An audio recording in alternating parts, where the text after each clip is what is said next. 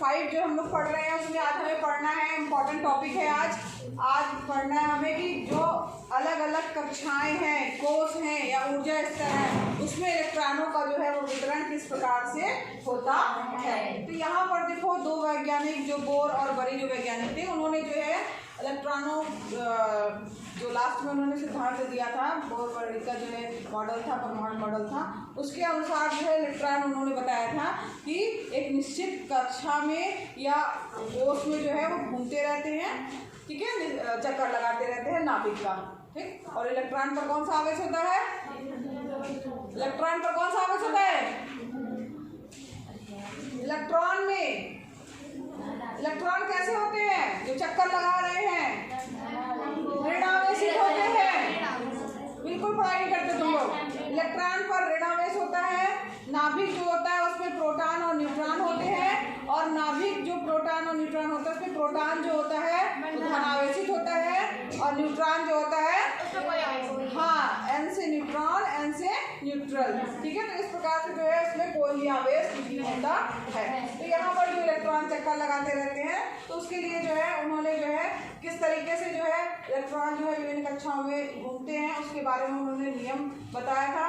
तो यहाँ पर उन्होंने क्या बताया? पहला नियम बताया कि किसी भी कक्षा में उपस्थित अधिकतम इलेक्ट्रॉनों की संख्या को सूत्र 2n² से दर्शाया जाता है, ठीक है। तो यहाँ पर जो ये इन्होंने फार्मूला दिया है 2n², ये जो है ये इसी के अनुसार हम ज्ञात कर सकते हैं कि अधिकतम इलेक्ट्रॉन कितने हैं, कौन सा ऊर्जा स्तर है, ठीक है। तो यहाँ पर n जो दिखा रहा है वो कक्ष की संख्या बता रहा है कि कौन सी कक्ष की संख्या है। नाभिक के जस्ट पहले पास वाला है, तो यहाँ पर जैसे अगर मान लीजिए आप एक चित्र से समझिए, ये आपको ये पता है कि ये नाभिक है, ठीक है। इसका यहाँ पर इलेक्ट्रॉन जो है वो चक्कर लगा रहे हैं, ठीक, ऐसे ही है ना, ऐसे ही पढ़ा है, ठीक। तो यहाँ पर जो इलेक्ट्रॉन चक्कर लगा रहे हैं, तो ये पहली वाली कक्षा है, ठीक है। ये दूसरी वाली कक्षा है, ये फर्स्ट नंबर है, जो सबसे पास में निकट में है उसको क्या है यहाँ पर n = 1, ठीक है। यहाँ पे n = 2, यहाँ पर n = 3, ठीक है। तो अब यहाँ पर इसमें जब इलेक्ट्रॉनों की हम गणना करेंगे तो वो उसके लिए फार्मूला बताया 2n², ठीक है। 2n², यहाँ पर n का मान क्या होगा? 1 2 3 4 5, जैसे जैसे आगे बढ़ते जाएंगे कोर्स उस तरीके से, ठीक है। तो यहाँ पर जो पहला है, यदि n का मान 1 रखेंगे तो यहाँ पर क्या आ जाएगा? n = 1 रखने पर 2 गुणे n बराबर जब आप 1 रखेंगे तो 2 गुणे 1 का स्क्वायर, तो 2 गुणे 1 यानी 2 आ जाएगा, ठीक है। जब n बराबर 1 रख रहे हैं तो यहाँ पर इलेक्ट्रॉनों की संख्या कितनी आ रही है? 2, यानी मैक्सिमम। कौन बात कर रहा है? n जो है 1 रखने पर अधिकतम इलेक्ट्रॉनों की संख्या कितनी आ गई? 2। समझ में आ रहा सबको? अब यहाँ पर n = जब 2 रखिए, n = हमने क्या रखा? 2, तो यहाँ पर इलेक्ट्रॉन क्या आ गया? 2 गुणे 2 की घाते 2, 2 की घाते 2 यानी कितना हुआ? 4, 4 गुणे 2 6, 4 गुणे 2 8। तुम लोग तो एकदम 4 गुणे 2 कितना होगा? 8। तो 6 क्यों बोला था? 8, ठीक है। तो यहाँ पर 4 दूनी 8, यानी जो दूसरी वाली कक्षा होगी, ये पहली कक्षा थी, ये दूसरी कक्षा, इसमें कितने इलेक्ट्रॉन हो सकते हैं? 8, ठीक है। इलेक्ट्रॉनों की संख्या अधिकतम कितनी होगी? 8, यानी 1 2 3 4 5 6 7 और ये 8 समझ लो, ठीक है। तो ये पूरे 8 जो है पहले वाले में 2 दिख रहे हैं, 2 से ज्यादा इलेक्ट्रॉन नहीं जा सकते, दूसरे वाले में 8 से ज्यादा नहीं जा सकते, ठीक। अब n = 3 रखिए, तो n = जब आप 3 रखेंगे, n = 3 रखिए, n का मान हमने क्या रखा? 3, तो 2 n की जगह 3 का स्क्वायर, 3 गुणे 3 करेंगे, 3 का स्क्वायर कितना होगा? 3 का स्क्वायर 3 गुणे 3 3 गुणे 3 6, एकदम गंवारी हो क्या तुम लोग? 9, हाँ 3 गुणे 3 9, 9 गुणे 2 18, ठीक है। तो यहाँ पर कितने इलेक्ट्रॉन हो जाएंगे? 18 हो जाएंगे, समझ में आ रहा है? अब यहाँ पर n =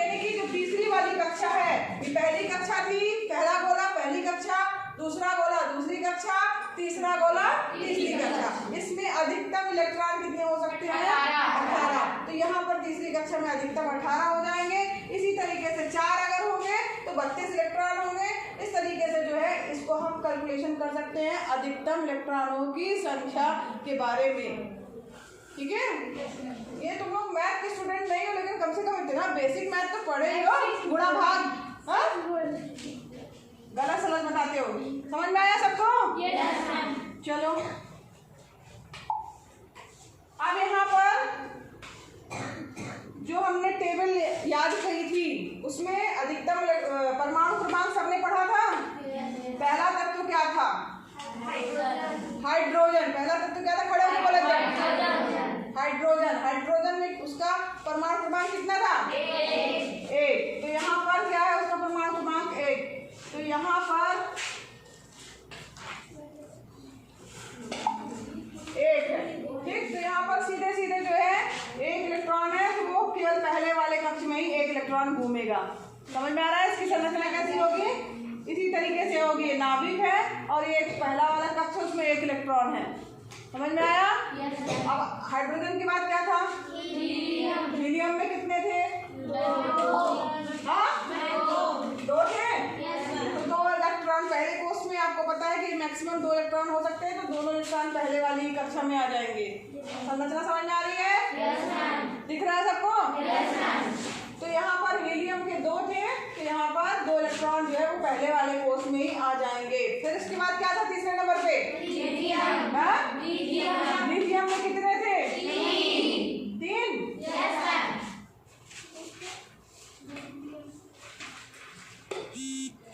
लिथियम, ठीक है।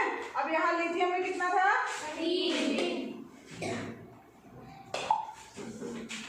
3, ठीक है।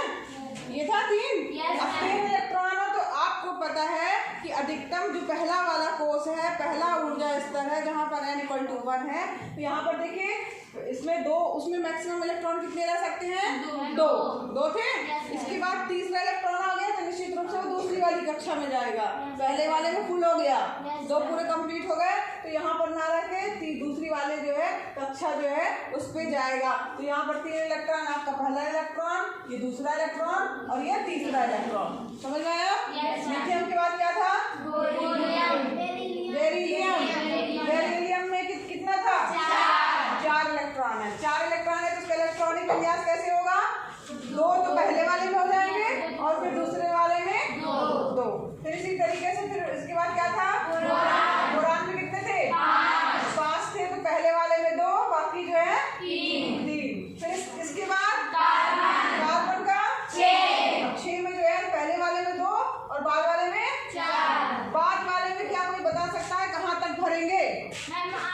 वेरी गुड, क्लैपिंग करो उसके लिए। 8 इलेक्ट्रॉन तक देखो यहाँ बढ़ते जा रहे हैं। 3 फिर 4 फिर इसी तरीके से क्या होगा? ये सबको समझ में आ रहा है? चलो तो यहाँ पर देखो कार्बन के बाद नाइट्रोजन, फिर ऑक्सीजन। ऑक्सीजन में जो है कितने हैं? लास्ट में 2 पहले वाले में गए और इसके बाद जो है 6 इधर हो गए। फिर इसके बाद फ्लोरीन। फ्लोरीन के बाद फिर ये फ्लोरीन के बाद नियॉन में कितने होते हैं? 10 होते हैं। तो पहले वाले में 2 चले गए और दूसरे वाले में 8। अब यहाँ 8 के बाद जो है अब इसके बाद दूसरे वाले इसमें नहीं भरेंगे कोष में इलेक्ट्रॉन, इसके लिए तीसरा वाला कोष चाहिए है। अब नियॉन के बाद फिर क्या आएगा आपका? सोडियम। अब यहाँ देखिए सोडियम का कितना था? सोडियम का कितना था?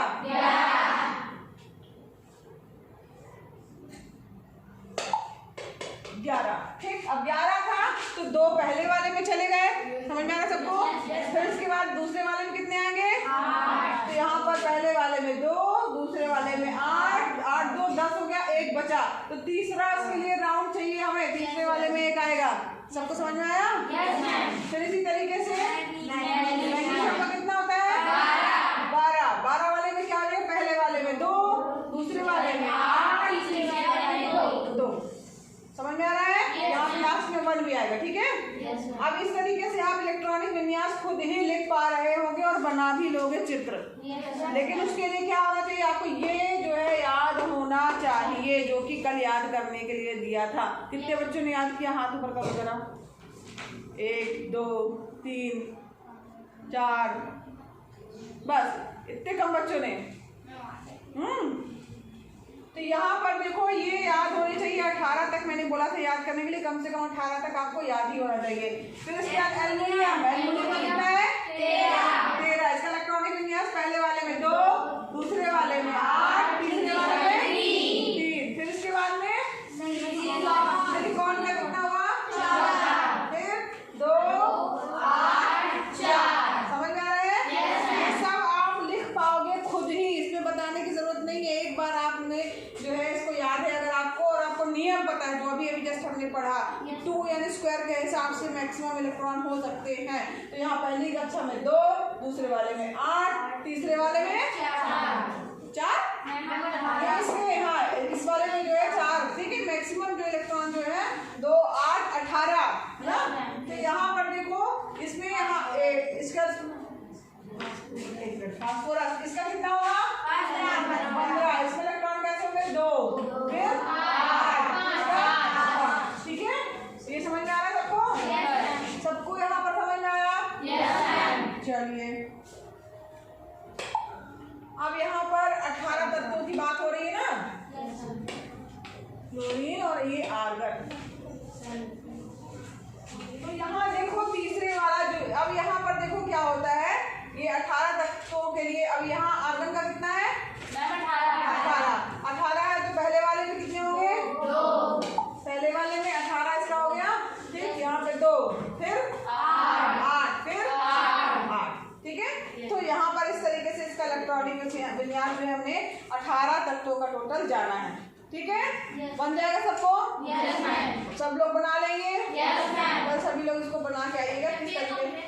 हाँ, नहीं फेयर कॉपी में नहीं, अभी फेयर कॉपी में काम बाकी है ना। पुराना काम कंप्लीट अगर हो गया हो तो कर सकते हो, नहीं तो फिर रफ कॉपी में इसको करके एक बार देखना। सारे जो है अपने आप जो है संकेत लिखना, उसका जो है परमाणु क्रमांक लिखना, इसके बाद फिर उसके इलेक्ट्रॉनिक विन्यास जो है इस तरीके से गोला बना के बनाना। चाहे तो रफ से ही गोल, ज़्यादा मान लीजिए आप प्रकार लेकर नहीं बना पा रहे हैं तो रफ से ही बना करके आपको पता होना चाहिए कि कैसे होगा, और साथ में ये भी लिखना। ठीक है, तो यहाँ पर ये इम्पोर्टेंट क्वेश्चन था किस तरीके से जो है इलेक्ट्रॉनिक विन्यास बनता है। सबको बन जाएगा 18? चलो, तो ये इम्पोर्टेंट क्वेश्चन था।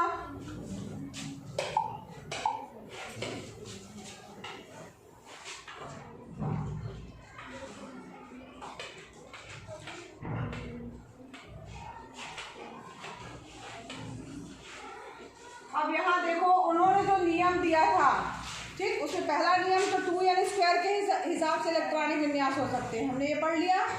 18 तत्वों का हमने बना लिया इलेक्ट्रॉनिक विन्यास। अब इसके बाद जो था वो क्या था कि जो सबसे बाहरी कोष है उसमें इलेक्ट्रॉनों की अधिकतम संख्या 8 हो सकती है। इस चीज को बहुत ध्यान देना, सबसे बाहरी कोष में इलेक्ट्रॉनों की अधिकतम संख्या 8 हो सकती है। अब यहाँ पर जो हमने 18 के बाद अगर जब हम 19वां तत्व लेंगे, ठीक है, तो उसमें नेक्स्ट वाला, क्योंकि लास्ट वाले में तो 8 हो गया था, 2, 8, 8 ना।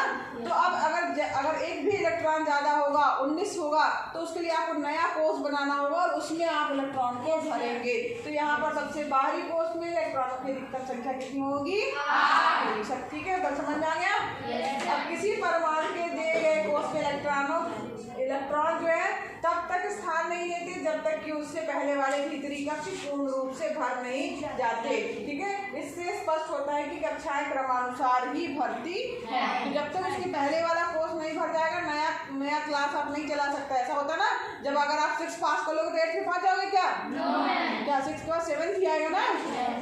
तो ये लिखा हुआ है कि अगर तब तक नया कोर्स में इलेक्ट्रॉन नहीं जा सकते जब तक कि पहले वाले भीतरी कक्ष जो है वो इलेक्ट्रॉनों से पूरे ना भर जाए।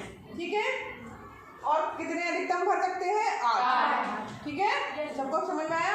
अब पहले 18 तत्वों की परमाणु संरचना की व्यवस्था को जो है वो चित्र में बताया गया और आपको समझ में भी आ गया। इसको प्रैक्टिस कीजिएगा घर जाकर। ठीक, अब बात करते हैं संयोजकता की कि संयोजकता क्या है।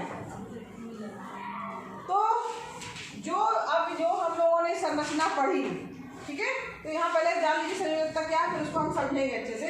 तो परमाणुओं की विभिन्न कक्षाओं में या कोषों में इलेक्ट्रॉन जो है किस प्रकार से व्यवस्थित है ये आपने देख लिया, इसको बना लिया, समझ लिया और आप कर भी लेंगे। अब किसी भी परमाणु को सबसे बाहरी कक्षा में उपस्थित इलेक्ट्रॉनों को जो है, जो बाहरी सबसे बाहरी वाली कक्षा होगी उसमें जो भी इलेक्ट्रॉन होंगे उनको संयोजकता इलेक्ट्रॉन कहा जाता है।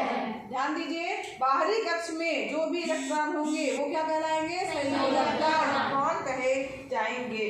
तो यहाँ पर देखो ये भी पता है कि अधिकतम जो है कितने इलेक्ट्रॉन हो सकते हैं? 8। ठीक है, तो जिन तत्वों के परमाणुओं के बाहर कक्ष में पूरे 8 इलेक्ट्रॉन है तो इसका मतलब है कि उसका 8 इलेक्ट्रॉन है, यानी रासायनिक रूप से जो है वो पूरा पैक है, भरा हुआ है, उससे ज़्यादा उसमें इलेक्ट्रॉन नहीं जा सकते हैं, यानी वो रासायनिक रूप से सक्रिय नहीं है, यानी इनकी संयोजकता जो है वो 0 होगी। अब एक बार फिर से हम लोग समझते हैं कैसे जो है संयोजकता आपकी निकलेगी। अब यहाँ पे फिर से वापस आइए, जो आपने चित्र देखा था या चित्र बनाया था एक में, अब यहाँ पर आप ही बताएंगे कि इसकी कितनी संयोजकता होगी। ठीक, अब यहाँ पर ध्यान दीजिए, आपको ये पता चला कि बाहरी कक्षा में जो इलेक्ट्रॉन है वो संयोजकता इलेक्ट्रॉन कहे जाते हैं और वही उनकी क्या है? संयोजकता। ठीक है, अब ये पहला है, क्या है ये? हाइड्रोजन। हाइड्रोजन में बाहरी कक्षा क्या है? 2। इसमें कितने इलेक्ट्रॉन है? 1। तो इसकी संयोजकता कितनी हो गई? 1। इसकी संयोजकता आपकी हो गई संयोजकता। ठीक है, अब हम केवल संयोजकता की बात कर रहे हैं, किसकी कितनी संयोजकता होगी? हाइड्रोजन की 1। समझ में आया, क्योंकि बाहरी कक्षा में 1 है। ठीक, इसके बाद हाइड्रोजन के बाद हीलियम था, उसमें उसकी संयोजकता कितनी होगी? 2। अब यहाँ पर तीसरा लिथियम है, लिथियम में जो है इसकी संयोजकता कितनी होगी? 3। 1 मिनट, 3 नहीं होगी, इसकी होगी 1।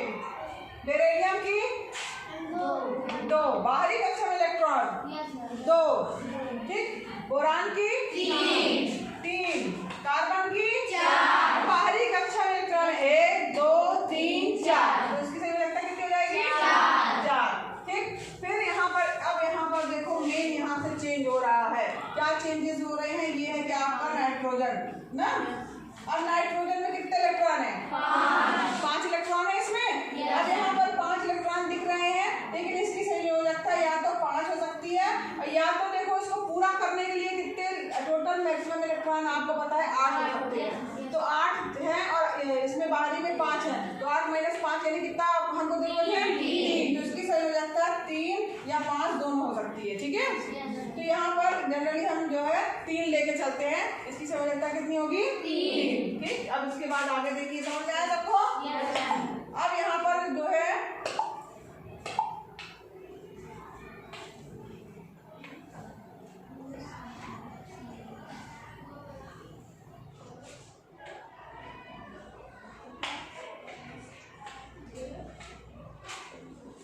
यहाँ पे अब देखिए ये, अब यहाँ पर देखो ये बात करते हैं सोडियम। ठीक है, अब सोडियम में जो बाहरी कक्ष है वो उसमें अधिकतम इलेक्ट्रॉन कितना है? 1 बच रहा है। इसकी संयोजकता कितनी हो जाएगी? 1। फिर इसमें कितने इलेक्ट्रॉन है? 2। इसमें कितने इलेक्ट्रॉन है? 3। इसमें 4। इसमें 5। इसकी 3 हो जाएगी, 5 हो जाएगी। ठीक है, ठीक, इस तरीके से जो है इनकी जो है वो संयोजकता आप निकाल सकते हैं। अगर मान लीजिए किसी के, मान लीजिए जैसे ये तो ये हो गया, अगर मान लो इसके पहले भी और थे,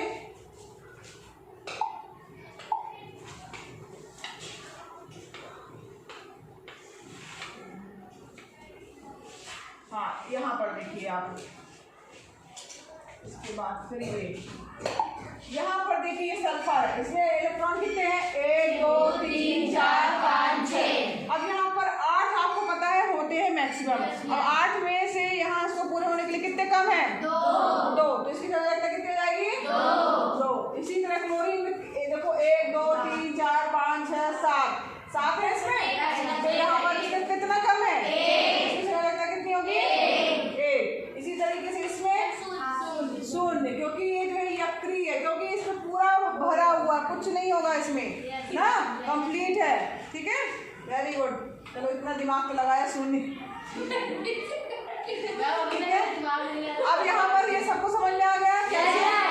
बहुत इंपॉर्टेंट है संयोजकता, हम कैसे ज्ञात कर सकते हैं, और सबको इलेक्ट्रॉनिक विन्यास भी बनाना आ गया होगा, कैसे हमको गोले खींच के उसमें कहाँ कहाँ, नहीं तो आप बुक देखते होगे सबको समझ में नहीं आता कि क्या दिया इतने सारे ऐसे कहीं पे भी जो है वो गोले बना दिए हैं, कितने बनाने हैं कितने नहीं बनाने हैं, बहुत कंफ्यूजन रहता है, बच्चे बहुत कंफ्यूज रहते हैं। मगर अगर जो तरीका बताया गया है उस तरीके से आप करेंगे तो इस सारे के आप बिना क्या कहते हैं कुछ किए ही, अगर आपको जो है इनके सबके परमाणु द्रव्यमान याद है तो आप इनके इलेक्ट्रॉनिक विन्यास को बना सकते हैं। साथ ही साथ संयोजकता भी बता सकते हैं कि किसकी कितनी संयोजकता होगी।